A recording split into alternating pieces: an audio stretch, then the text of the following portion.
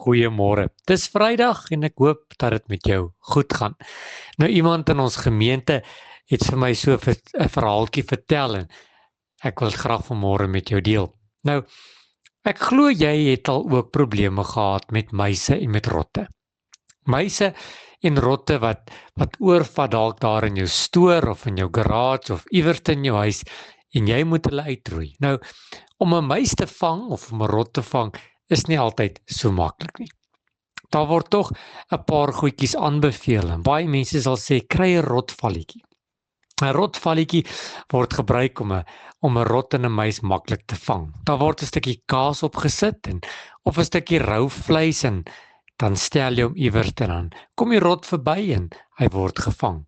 Maar die rotte en die muise raak slim en dan weet hulle dat hulle moet versigtig wees. Maar hierdie oom vertel my 'n mooi verhaal. Hy vertel my hoe dat hy eendag daar op sy plaas of die huis waar hy gebly het, ook gesukkel het met 'n rot en 'n muis.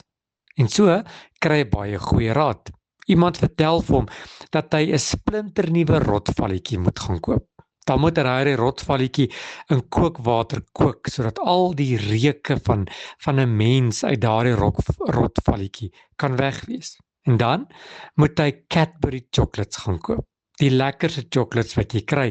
En dan moet hy daardie chocolatjie bo op die rotvalletjie sit, om een kant los, dalk 'n koerant kry en hom aan die brandstekens rondom die valletjie bietjie brand sodat die reuke kan weggaan. En dan sal jy hierdie rot maklik vang.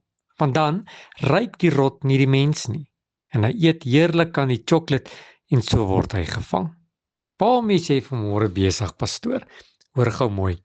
1 Petrus 5 vers 8 sê: Wees nugter en waaksaam, want julle teestander, die duiwel, loop rond soos 'n brullende leeu en soek wie hy kan verslind. Sjoe. Net soos daardie muis die mens rondom die valletjie geryk het nie. En net gegaan het vir dit wat lekker is. So kan ek en jy baie maklik gevang word in hierdie ou lewe. Die duiwel stel vir ons die een na die ander trap, as ek dit in Engels mag sê. Die lokval, sodat ons gevang kan word, sodat ons uitgevang kan word. En dan verbloesem hy dit sodat ons nie kan agterkom dat dit hy is wat agter alles sit nie. En dan, wanneer ons op ons swakste is, dan kom ons nader en dan word ons gevang. Wees waaksaam, wees nugter, sodat die duiwel nie vandag jou gaan vang nie. Nie slim planne kan gebruik om jou nader te trek nie. Ryk uit, die duiwel is besig.